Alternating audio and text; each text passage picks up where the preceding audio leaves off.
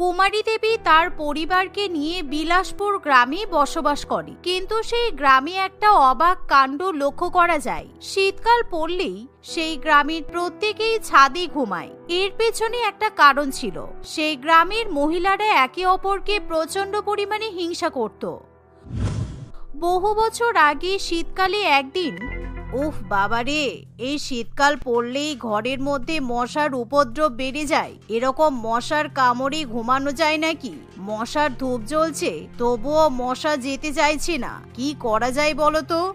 আজকে সকালবেলায় ছাদটা পরিষ্কার করিয়েছি, তাই চলো আমরা মোটা মোটা কম্বল নিয়ে গিয়ে ছাদে ঘুমিয়ে পড়ি। আর আমাদের বাড়ি তো 4 তলা, আর 4 তলা ছাদে ঘুমাতে কোনো অসুবিধা হবে না, অত উপরে মশা উঠতেও পারে না। তাই আমাদের ঘুমাতে কোনো অসুবিধা নেই, চলো চলো। পাগল নাকি? এই ঠান্ডার মধ্যে ছাদে গিয়ে ঘুমাবো? ওরে বাবারে, কি ঠান্ডা! কোনো দরকার নেই, আমি মশার কামড়ে ঘরেই শুয়ে থাকবো। কেন, ছাদে গিয়ে না ঘুমানোর কি আছে? এমনিতেই সারাদিন ছাদে রোদ পড়ে, তাই ছাদটা বেশ গরম গরম হয়ে থাকে। আর আমাদের চারপাশের বাড়ির পরিবারকেও দেখেছি, ওরা রাত্রেবেলা শীতের মধ্যে ছাদে উঠে ঘুমায়। তাই সারা গ্রাম যখন ছাদে ঘুমাতে পারে, তাহলে আমরা কেন ঘুমাবো না বলো? বিমল বাবু এই কথা বললে কুমারী দেবী চিন্তায় পড়ে, কারণ তাদের গ্রামের মহিলারা একে অপরকে দেখে নকল করতে পছন্দ করে। গ্রামের কোনো মহিলা যদি কেউ একটা সুন্দর শাড়ি কিনে আনে, বাদবাকি মহিলারাও তাকে নকল করে সেই শাড়ি কিনে নেয়। ঠিক একই রকম ভাবে সেই গ্রামের এক পরিবার যখন শীতের মধ্যে ছাদে ঘুমায়, তখনই তাদেরকে দেখা দেখি সবাই ছাদে উঠে ঘুমাতে শুরু করে দেয়। তাই নাকি? পারমিতা, শেফালি, লতা সবাই নিজেদের পরিবারকে নিয়ে ছাদে ঘুমাচ্ছে, তাহলে আমরাও পিছিয়ে থাকবো কেন? আজ থেকে আমরাও ছাদে ঘুমাবো। এই বলে কুমারী দেবী, বিমল বাবু তার পরিবারকে নিয়ে ছাদে উঠে পড়ে। ছাদে উঠে তারা কম্বল মুড়ি দিয়ে কোনো মতে শুয়ে পড়ে। কিন্তু প্রথম কয়েকদিন তাদের ছাদে ঘুমাতে কষ্ট হলেও ধীরে ধীরে খোলামেলা পরিবেশে ঘুমাতে ঘুমাতে তাদের অভ্যাস হয়ে যায়। আর শীতকালে তারা কিছুতেই বাড়ির মধ্যে ঘুমাতে পারে না। এভাবেই দেখতে দেখতে বেশ কয়েকটা শীত কেটে যায়। এরই মধ্যে কুমারী দেবীর ছেলে সঞ্জয়ের সঙ্গে সুতপার বিয়ে হয়। বিয়ের পর, যাক বাবা, সব নিয়ম শেষ হয়ে গেছে, এবার আমি আরাম করে লেহেঙ্গা ছেড়ে নাইট ড্রেস পরে কম্বলের তলায় গিয়ে ঘুমিয়ে পড়বো, আর কোনো চাপ নেই। কিন্তু এমন সময় তার ননদ দিয়া সেখানে এসে বলে, এ কি বৌদি, তুমি এরকম নাইট ড্রেস পরেছো কেন? আমাদের গ্রামের কোনো মহিলা রাত্রিবেলা নাইট ড্রেস পরে না, সবাই শাড়ি পরেই ঘুমায়। তুমিও শাড়ি পরে নাও, না হলে কিন্তু মা দেখলে খুব রেগে যাবে। সে আবার কি কথা? আমি ঘরে একা ঘুমাবো, আমি নাইট ড্রেস পরলাম নাকি শাড়ি পরলাম তাতে কার কি আসলো? গ্রামের মহিলারা কি পরে ঘুমায় তাতে আমার কিছু যায় আসে না। শীতের রাতে আমি সবসময় এরকম উলের নাইট ড্রেস পরতেই পছন্দ করি। তুমি এখন যাও, আমার ঘুম পেয়েছে, আমি ঘুমাবো। রুম হিটার চালিয়ে আমি ঘর গরম করে নিয়েছি। সে কি, তুমি রুম হিটার চালিয়ে ঘর গরম করেছো কেন? আমরা তো এখন ছাদে ঘুমাবো। বাবা মা সবাই মোটা করে কম্বল পেতে ছাদে বিছানা করে নিয়েছে। তুমি তোমার ঘরের কম্বল নিয়ে চলো, আমরা একসাথে ছাদে আরাম করে ঘুমাবো। আমাদের গ্রামের সব পরিবার কিন্তু শীতকালে ছাদে ঘুমায়। এমন কথা শুনে সুতপা নিজে কানে বিশ্বাস করতে পারে না, কারণ তার মনে হয় যেন কোনো পাগল কথা বলছে। তোমার কি মাথা খারাপ হয়ে গেছে? আমার তো মনে হচ্ছে তুমি আমার সাথে মজা করছো। তা না হলে শীতের মধ্যে ছাদে গিয়ে কেউ ঘুমাতে পারে? এমনিতেও আজকে বাইরে খুব ঠান্ডা হাওয়া চলছে, আমার তো ভেবেই ঠান্ডা লেগে গেল। আমি তোমার সাথে রাত 10টার সময় ইয়ার্কি মারতে যাব? তোমার মনে হয়? তাড়াতাড়ি চলো, ছাদে গিয়ে ঘুমিয়ে পড়ি। খোলামেলা পরিবেশে ঘুমালে শরীর ভালো থাকে। এই কথা শুনে সুতপা একেবারে ভয় পেয়ে যায়, কারণ সে এমনিতেই শহর থেকে গ্রামে সংসার করতে আসে। তার উপর গ্রামে এসে তাকে যে ছাদে ঘুমাতে হবে এ কথা সে কল্পনাও করতে পারে না। এমনিতেই ঠান্ডার মধ্যে সে একেবারে কেঁপে ওঠে। বিয়ের সময় তত্ত্বে সে যত দামি দামি কম্বল পেয়েছিল সবকিছুই সে তার আলমারি থেকে বার করে নেয় এবং ননদের সাথে ছাদে ঘুমাতে যায়। সুতপা তাদের বাড়ির চারপাশে তাকিয়ে দেখে গ্রামের সকলে নিজের নিজের বাড়ির ছাদে উঠে কম্বল মুড়ি দিয়ে ঘুমাচ্ছে। বৌমা, ঘুমিয়ে পড়ো, তোমার জন্য আমরা ঘুমাতে পারছি না। সুতপা তার শাশুড়ি মায়ের কথা শুনে শুয়ে পড়ে, কিন্তু তার কিছুতেই ঘুম আসতে চায় না। অন্যদিকে সেই গ্রামের অনেক মহিলারই এরকম ছাদে ঘুমাতে কষ্ট হয়, কারণ তারা সারাদিন এই ঠান্ডার মধ্যে বাড়ির কাজকর্ম করে, আর রাত্রিবেলা তাদের কপালে একটু শান্তির ঘুম জোটে না, যার ফলে বেশ কিছু মহিলা একেবারে বিরক্ত হয়ে ওঠে। সুতপাও প্রথম দিন ভীষণই বিরক্ততা অনুভব করে। ওরে বাবারে কি ঠান্ডা লাগছে, ঠান্ডার মধ্যে ছাদে ঘুমানো যায় নাকি? আমি গায়ে 3টে কম্বল চাপিয়ে দিয়েছি, তবুও যেন আমার ঠান্ডা লাগছে। আমি কিছুতেই ছাদে ঘুমাতে পারছি না। ওরে বাবারে বাবা কি ঠান্ডা।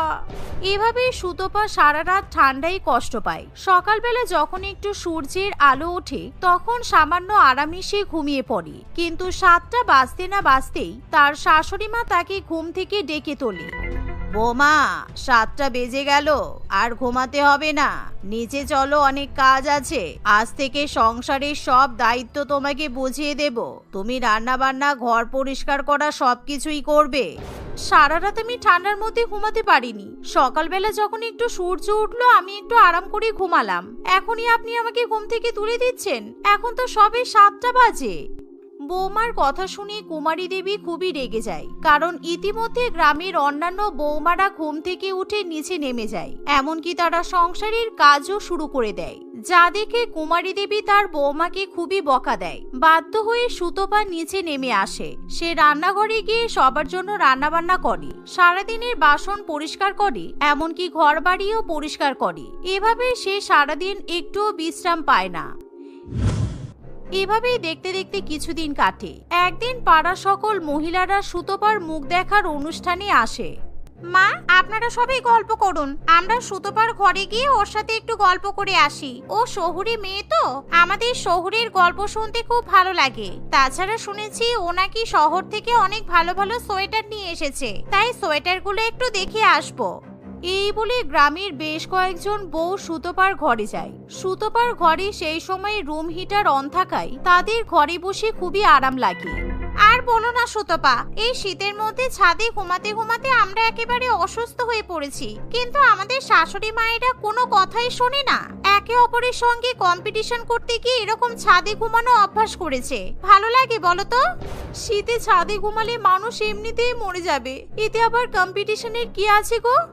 আরে জানো না, এমনি সময় গ্রামের মহিলাদের সারাদিন গ্রামের রাস্তাঘাটে বেরোনোর কোনো নিয়ম নেই, তাই ওরা রাত্রিবেলা ঘুমানোর সুযোগে ছাদে উঠে একে অপরের শাড়ি দেখে, তারপর কে কত দামি কম্বল গায়ে দিয়ে ঘুমাচ্ছে সবকিছু দেখাদেখি করে, আর একে অপরকে নকল করার চেষ্টা করে।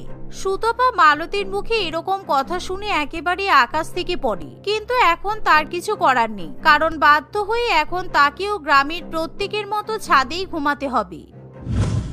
এমনই একদিন সুতপা যখন রাত্রিবেলার রুম হিটার চালিয়ে আরাম করে শুয়ে থাকে তখন, এ কি বৌমা, তুমি ঘরে কম্বল মুড়ি দিয়ে শুয়ে আছো কেন? তুমি ছাদে যাবে না? আজকে সকাল থেকে আমার খুব জ্বর এসেছে মা, তার উপর আমি সব কাজ করেছি, ঠান্ডা জলে বাসন ধুয়েছি, তাই আমার শরীর আরো খারাপ করেছে। আজকে আমি আর ছাদে গিয়ে ঘুমাতে পারবো না, আপনারা বরঞ্চ গিয়ে ঘুমিয়ে পড়ুন। এ কি বৌমা, সে আবার কি কথা? না না, ঘরে ঘুমালে হবে না, ছাদে খোলা হাওয়ায় ঘুমাবে, চলো, দেখবে সব জ্বর সেরে যাবে। আমাদের গ্রামের মহিলাদের শরীর খারাপ হলে ছাদে ঘুমালে সবার শরীর ঠিক হয়ে যায়। শাশুড়ি মায়ের মুখে এরকম ফালতু কথা শুনি বৌমার ভীষণই রাগ হয়, কিন্তু সে যেহেতু বাড়িতে নতুন তাই শাশুড়ি মায়ের মুখের উপর সে কোনো কথাও বলতে পারে না। তাকে জ্বর অবস্থাতেই ছাদে গিয়ে ঘুমাতে হয়। রাত্রিবেলা সবাই যখন ঘুমিয়ে পড়ে তখন কুমারী দেবীর প্রচন্ড পরিমাণে ঠান্ডা লাগে, তাই সে তার বৌমার গা থেকে মোটা কম্বল সরিয়ে নিজের গায়ে ঢাকা দিয়ে নেয়, যার ফলে সুতপার আরো বেশি ঠান্ডা লাগে। অন্যদিকে রাত্রিবেলা গাছ থেকে ভামবিড়াল নেমে ঘুরতে আসে, যা দেখে সুতপা খুবই ভয় পেয়ে যায়। হে ঈশ্বর, কেন আমার এই গ্রামে বিয়ে হলো কি জানি, এত ঠান্ডার মধ্যে আমাকে ছাদে ঘুমাতে হচ্ছে, এর থেকে আর কি খারাপ হতে পারে। এভাবেই দেখতে দেখতে সেই রাতটা কেটে যায়। পরের দিন রাত্রিবেলা পাড়ার সব মহিলারা ছাদে বসে ঠিক করে তারা আজকে কাঠে আগুন জ্বালাবে। ব্যাস, আর কোনো চিন্তা নেই বৌমা, কারণ আজকে আমরা যে যার ছাদে কাঠ জড়ো করে আগুন জ্বালাচ্ছি, রাত্রিবেলা আজকে আরাম করে ঘুমাতে পারবো। আগুন জ্বালিয়ে ঘুমালেই ঠান্ডা চলে যাবে নাকি? আপনারা পারেনও বটে, ঘরে রুম হিটার আছে, বড় বড় 4 তলা বাড়ি, তবুও আপনারা কেন যে এরকম ছাদের উপর ঘুমান আমি জানি না। একে অপরের সাথে কম্পিটিশন করতে গিয়ে এই ঠান্ডায় আপনাদের শরীর খারাপ করছে, সেটা কি আপনারা বুঝতে পারছেন না? তার উপর বলছেন এখন নাকি আগুন জ্বালিয়ে ঘুমাবেন। তুমি একদম ফালতু কথা বলবে না, এই কারণে আমি শহরের মেয়েকে বাড়ির বউ করতে বারণ করেছিলাম। এই গ্রামের কোনো বৌমার অসুবিধা হচ্ছে না, সবাই চুপচাপ আগুন জ্বালিয়ে ঘুমিয়ে পড়বে বলছে, আর তুমি এত কথা বলছো।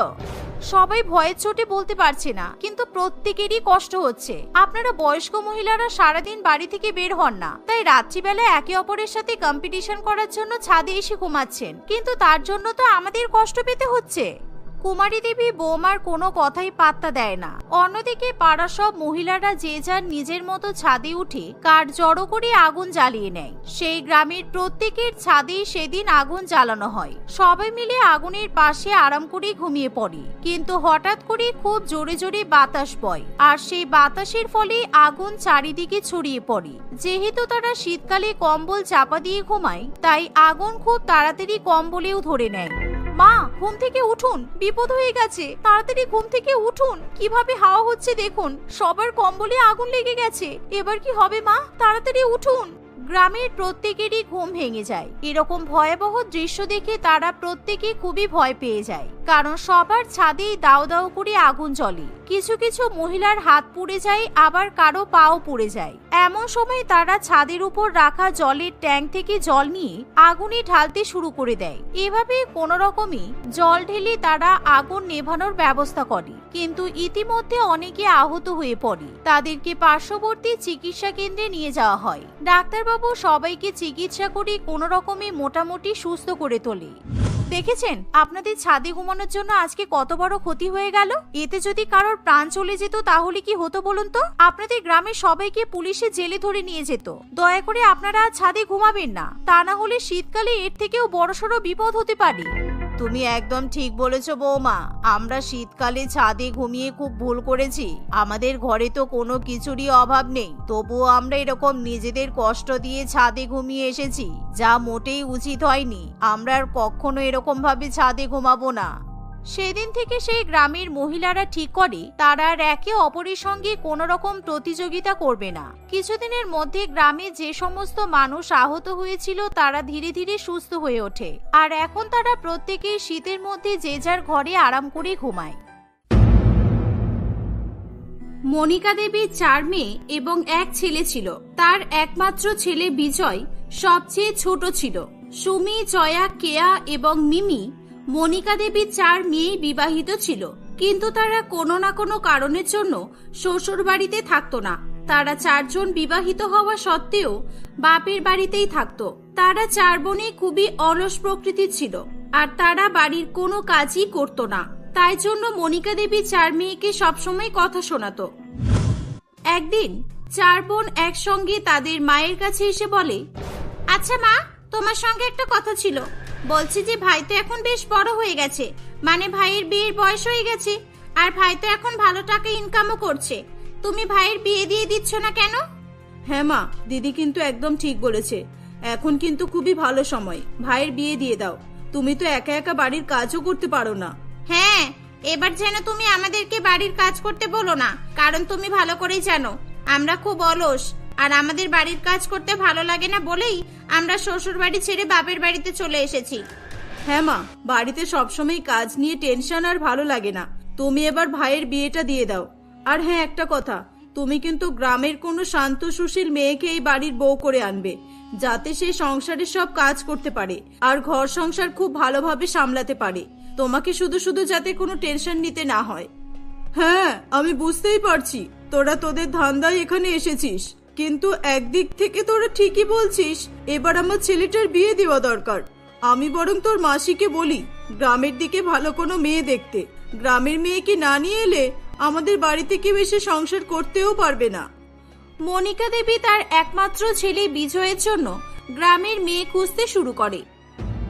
এরকম ভাবে বেশ কিছুদিন কেটে যায়। একদিন মনিকা দেবী তার মেয়েদের সঙ্গে বসে টিভি দেখছিল, তখনই তাদের বাড়ির ডোরবেল বেজে ওঠে। এই সুমি, যা তো কে এসেছে দেখ। মনে হচ্ছে এই সময় নিশ্চয়ই কোনো প্রতিবেশী এসেছে, কোনো জিনিস চাইতে এসেছে হয়তো। সব সময় বাড়িতে কেউ না কেউ তো আসতেই থাকে, এটা ওটা চাইতেই থাকে। এখানে তো আরো 3 জন ছিল, তুমি এদেরকে কিছু না বলে আমাকেই দরজা খুলতে বললে কেন? আমি যাব না, তুমি এদেরকে বলো। সত্যি আমি এখন বুঝতে পারছি আমি তোদের মতো মেয়েকে জন্ম দিয়ে কি ভুল করেছি। তোরা যে এত অলস, সত্যি তোদের দ্বারা কখনোই সংসার হবে না। তোদের এই স্বভাবের জন্যই ঘর সংসার ছেড়ে বাপের বাড়িতে এসে পড়ে থাকতে হচ্ছে। বল, দরজা খুলবি নাকি আমি নিজেই যাব? উফ, তুমি না সব সময় ঠেস মারা কথা বলো। দাঁড়াও, যাচ্ছি। এত আরাম করে বসে আছি, তোমার বুঝি দেখতে ভালো লাগছে না? এই বলে সুমি দরজা খুলতে যায়। সে দরজা খুলে দেখে তার একমাত্র ভাই বিজয় একজন মেয়ের সঙ্গে দাঁড়িয়ে আছে। মেয়েটিকে লাল বেনারসি পরে নববধূ বলেই মনে হচ্ছিল। সুমির আর বুঝতে বাকি থাকে না যে তাদের ভাই বিয়ে করে বউকে বাড়িতে নিয়ে এসেছে। মা, তাড়াতাড়ি এসো, দেখো দেখো ভাই কাকে এনেছে দেখো। সর্বনাশ হয়ে গেছে গো, আমাদের সমস্ত স্বপ্ন ভেঙে চুরমার হয়ে গেল। সুমির চেঁচামেচির আওয়াজ শুনে তার মা তাড়াতাড়ি করে তার কাছে আসে। মনিকা দেবীর পেছন পেছন তার বাকি মেয়েরাও সেখানে আসে। কি হয়েছে কি? বিজয় কাকে এনেছে? এ কি বিজয়, তুই আমাদেরকে কিছু না জানিয়ে বিয়ে করে বউ বাড়িতে নিয়ে চলে এলি, আর এখানে আমি আর তোর দিদিরা তোর জন্য মেয়ে খুঁজে খুঁজে পাগল হচ্ছি। আসলে মা নুপুরের বাড়ি থেকে বিয়ে ঠিক করে দিয়েছিল, আর এর বাবা মা আমাদের সম্পর্কটা মেনেও নিচ্ছিল না।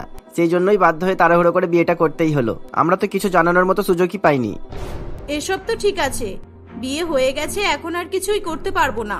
আচ্ছা তুই আগে এটা বল, তোর বউ বাড়ির কাজকর্ম করতে পারে তো? আর রান্না বান্না পারে? আমাদের ঘর সংসার ভালো করে হ্যান্ডেল করতে পারবে তো? হ্যাঁ দিদি, তোরা চিন্তা করিস না। আমার বউ শুধু এই ঘর সংসার কেন, এই ঘরের মানুষদেরও হ্যান্ডেল করতে পারবে, তাও আবার খুব ভালো মতো, কেননা আমার বউ খুবই গুণবতী। বাহ, তাহলে তো আর কোনো আপত্তি নেই। মা, তুমি আর মাথা গরম করো না। মেয়েটা দেখতেও সুন্দর আর ঘরের কাজকর্মও করতে পারে। আমাদের আর কি চাই বলো তো? এসো এসো, তোমরা ঘরে এসো। এভাবেই মনিকা দেবী ও তার মেয়েরা বিজয়ের বউকে বাড়ির বৌমা হিসেবে স্বীকার করে নেয়। নূপুর পরের দিন থেকেই বাড়ির সমস্ত কাজকর্ম গুছিয়ে করা শুরু করে দেয়। নূপুরের ভালো স্বভাব এবং কাজকর্ম করার সক্ষমতা দেখে মনিকা দেবী মনে মনে নূপুরকে বৌমা হিসেবে পেয়ে খুবই খুশি হয়। নূপুরও এই বাড়িতে নিজেকে মানিয়ে নিয়েছিল। তার শাশুড়ি মাকে নিয়ে তার কোনো সমস্যা ছিল না। নূপুরের যত সমস্যা শুধুমাত্র তার ননদদের নিয়েই ছিল, কারণ তার বিবাহিত 4 ননদ নূপুরের বাড়িতে আসার পর থেকে আরো বেশি অলস হয়ে পড়েছিল। তারা বাড়ির কোনো কাজকর্ম করত না, সারাদিন নিজের নিজের ঘরে বসে শুধু খাবার খেত আর তাদের বৌদির উপর হুকুম চালাতো। এরকমই একদিন সকালবেলা নূপুর সবার জন্য ব্রেকফাস্ট তৈরি করছিল। তখনই তার 4 ননদ একে একে বলতে শুরু করে, বৌদি আমার জন্য চা নিয়ে এসো। বৌদি আমার জন্য চা আর আলুর পরোটা নিয়ে এসো। বৌদি আমাকে ব্রেড আর মাখন দাও। আমার জন্য মটরশুটির পরোটা বানিয়ে নিয়ে এসো। রোজ রোজ আলুর পরোটা খেয়ে আর ভালো লাগছে না। হ্যাঁ হ্যাঁ নিয়ে আসছি, একটু দাঁড়াও, আমি এখনই সবার জন্য ব্রেকফাস্ট রেডি করে আনছি। এই বলে নূপুর তার 4 ননদের জন্য আলাদা আলাদা ব্রেকফাস্ট তৈরি করতে শুরু করে। নানান রকমের আলাদা আলাদা ব্রেকফাস্ট তৈরি করতে নূপুরের অনেক বেশি সময় লেগে যায়। সেই কারণে তার বড় ননদ সুমি রেগে গিয়ে তার রুম থেকে সোজা রান্নাঘরে আসে এবং নূপুরের উপর চেঁচাতে শুরু করে। এই যে কি ব্যাপার তোমার? তুমি কি হাতে মেহেন্দি লাগিয়ে বসে আছো নাকি? 1 কাপ চা দিতে তোমার কতক্ষণ সময় লাগে? ব্রেকফাস্ট রেডি করতে কতক্ষণ লাগে? না দিদি, আসলে আমি সবার জন্য ব্রেকফাস্ট রেডি করছি, তো ভাবলাম এগুলো হয়ে গেলে সবার লাস্টে তোমাকে চা বানিয়ে দেব।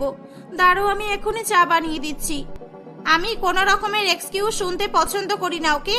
আজকে আমি তোমাকে ছেড়ে দিচ্ছি, কিন্তু পরের দিন থেকে সময় মতো যেন আমার ঘরে আমার ব্রেকফাস্ট পৌঁছে যায়। আমাকে যেন কষ্ট করে নিজের রুম থেকে রান্নাঘরে না আসতে হয়। এই বলে সুমি সেখান থেকে চলে যায়। একে একে জয়া, কেয়া এবং মিমিও নূপুরের কাছে আসে এবং ব্রেকফাস্ট দেরি করে দেওয়ার জন্য তাকে কথা শোনায়। এইরকম ভাবে নূপুরের 4 ননদ তাকে সব সময় বিরক্ত করত। নূপুর তার স্বামী এবং শাশুড়ি মাকে খুবই সম্মান করত, তাই সে তার ননদদেরকে কোনো কথাই বলতো না। সে সবকিছুই মুখ বুঝে সহ্য করত। এরকম ভাবে সময় কাটতে থাকে। এমনই একদিন রবিবারে সবাই বাড়িতে ছিল আর বিজয়েরও ছুটি ছিল। এই যে বৌদি, তুমি তাড়াতাড়ি করে আমার এই শাড়িটা আয়রন করে দাও তো, আমি আমার বন্ধুর সঙ্গে দেখা করতে যাব। হ্যাঁ দিদি, আমি তোমার শাড়ি আয়রন করে দিচ্ছি। আরে এর শাড়ির কথা ছাড়ো তো, তুমি আগে আমার জামা কাপড়গুলো কেচে দাও। 1 সপ্তাহ ধরে আমার জামা কাপড়গুলো কাচা হচ্ছে না, রোজ রোজ জামা কাপড়গুলো জমিয়ে রাখছি। যাও যাও, তাড়াতাড়ি যাও। হ্যাঁ দিদি, আমি আজকে তোমার সব জামা কাপড় কেচে দেব। আর এই যে কটা বাজে সেদিকে খেয়াল আছে তোমার? 9টা বাজতে চললো, এখনো পর্যন্ত কিছু খাবার পেলাম না। আজকে কি কিছু খাবার পাবো, নাকি আমাদেরকে না খাইয়েই তুমি মেরে দেবে? এত জোরে খিদে পেয়েছে, পেটে ইঁদুর দৌড়াচ্ছে। হ্যাঁ দিদি, আমি এখনই তোমার জন্য কিছু বানিয়ে আনছি। আর এই যে, তুমি তো ভালো করেই জানো যে আমার সকালবেলা স্নান করার অভ্যাস। তুমি এখনো পর্যন্ত আমার জল গরম করোনি কেন? এই তো এখনই তোমার জলও গরম করে দেব। আরে তোদের কি লজ্জা শরম বলে কোনো জিনিস নেই? বেচারি মেয়েটার উপর তোরা একসঙ্গে এতগুলো কাজ চাপিয়ে দিলি। তোরা নিজে থেকে কখনো কোনো কাজ কর, নিজেদের অঙ্গ প্রত্যঙ্গগুলো একটু নাড়াচাড়া কর, না হলে তো তোদের হাত পায়ে মরিচা ধরে যাবে। তোরা কি নিজেদের কাজ নিজেরা করতে পারিস না? কেন আমরা নিজেদের কাজ নিজেরা করব কেন? বৌদি বাড়িতে থাকতে ননদরা কাজ করবে কেন? বৌদি কি জন্য আছে তাহলে? হ্যাঁ একদম, নিজে থেকে আমার ভাইয়ের হাত ধরে এই বাড়িতে এসেছে, কাজ তো করতেই হবে। আমরা তো ঘর থেকে টেনে নিয়ে আসিনি একে। মনিকা দেবী তার মেয়েদের মুখে এরকম কথা শুনে সেখান থেকে চলে যায়। বিজয় দূর থেকে দাঁড়িয়ে তাদের সবার কথাই শুনছিল। বেচারি নূপুর তার ননদদের কাজ করে দেওয়ার পর বাড়ির কাজকর্ম করে এবং সকলের জন্য রান্নাও করে। সে একইভাবে সকাল থেকে রাত পর্যন্ত কাজকর্ম করতে করতে খুবই ক্লান্ত হয়ে পড়ে, তাই সে রাতে তাড়াতাড়ি ঘুমিয়ে পড়ে। নূপুরের এমন অবস্থা দেখে বিজয়ের খুবই খারাপ লাগে। পরের দিন বিজয় তার মা ও দিদিদের সামনে বলে, মা, আমাদের বিয়ের পর আমরা কোথাও ঘুরতে যাইনি, তাই আমি নূপুরকে নিয়ে বাইরে কোথাও 1 মাসের জন্য ঘুরতে যাব বলে ঠিক করেছি। বিজয়ের কথা শুনে তার 4 দিদি অবাক হয়ে যায়। কি 1 মাসের জন্য? তাহলে বাড়ির কাজ কে করবে? আর রান্না বান্না? আমি বাবা রান্না বান্না কিছু করতে পারবো না, আগেই বলে দিচ্ছি। এই তোরা কে রান্না করবি আগে থেকে ঠিক করে নে। এই চুপ কর তোরা, তোদের তো কোনো কিছুতেই সুখ নেই। আমার বৌমা তোদেরকে মুখে তুলে খাবার খাইয়ে দিলেও তোদের সুখ হবে না। বাবা তুই চিন্তা করিস না, তুই একদম নিশ্চিন্তে বৌমাকে নিয়ে ঘুরে আয়। মনিকা দেবীর কথা শুনে বিজয় ও নূপুর তাদের জামা কাপড় প্যাক করে ঘুরতে চলে যায়। পরের দিন সকালবেলা সুমি বিছানায় শুয়ে শুয়ে চোখ বন্ধ করে বলে, বৌদি তাড়াতাড়ি আমার জন্য চা নিয়ে এসো। আর আমার জন্য চা আর পাউরুটি নিয়ে এসো। এই যে, ঘুমের মধ্যে স্বপ্ন দেখা বন্ধ কর।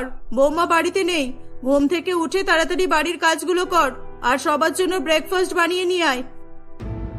মনিকা দেবীর কথা শুনে তার 4 মেয়ে ঘুম থেকে উঠে বাড়ির সব কাজ করে। সকাল থেকে বিকেল পর্যন্ত তারা কাজ করতে করতে খুবই ক্লান্ত হয়ে পড়ে। বাপরে বাপ, এতদিন পর কাজ করলাম, আমার তো গা হাত পা সব ব্যথা করছে, মনে হচ্ছে এবার মরেই যাব। হ্যাঁ, আমারও অবস্থা খুব খারাপ হয়ে গেছে। আমি কিন্তু রাতের রান্না করতে পারবো না, আগেই বলে দিচ্ছি। আমি ঘুমাতে যাচ্ছি। আর হ্যাঁ, কালকে আমি আমার শ্বশুর বাড়ি ফিরে যাব। কি তুই সত্যি বলছিস? তুই সত্যি সত্যি শ্বশুর বাড়ি ফিরে যাবি? হ্যাঁ, কি করব এখানে থেকে? এখানে থেকে আমাকে বেশি কাজ করতে হচ্ছে। আমাদের 4 জন আর মাকে নিয়ে 5 জন। 5 জনের রান্না করা কত কষ্টকর বলতো? এর থেকে ভালো তো আমি শ্বশুর বাড়িতে থাকি। আমি, আমার বর আর আমার শাশুড়ি মা 3 জনের রান্না করতে হয়। আর আমার সংসারে কাজও কম, এখানে মানুষ বেশি, কাজও বেশি। হ্যাঁ জয়া, তুই ঠিকই বলেছিস। আমরা এমনি আমাদের ভাই আর বৌদির উপর বোঝা হয়ে আছি। শ্বশুর বাড়িতে থাকলে আমরা সম্মান তো পাবো। সেই যখন বাপের বাড়িতে থেকেও কাজ করতে হচ্ছে, তখন শ্বশুর বাড়িতে গিয়েই কাজ করা ভালো। বৌদি 1 মাস আসবে না, আমি এখানে আর একটা দিনও থাকবো না। আমি ভাবছি কালকেই শ্বশুর বাড়ি চলে যাব। হ্যাঁ, তোরা একদম ঠিক সিদ্ধান্ত নিয়েছিস। আমি তোদের এই সিদ্ধান্তে খুব খুশি। এভাবে মনিকা দেবীর 4 মেয়ে শ্বশুর বাড়িতে ফিরে যাওয়ার সিদ্ধান্ত নেয়। তারা পরের দিনই যে যার মতো শ্বশুর বাড়িতে চলে যায়। খবর পেয়ে কয়েকদিনের মধ্যেই বিজয় ও তার বউ বাড়ি চলে আসে। তারা হাসি খুশি বসবাস করতে থাকে।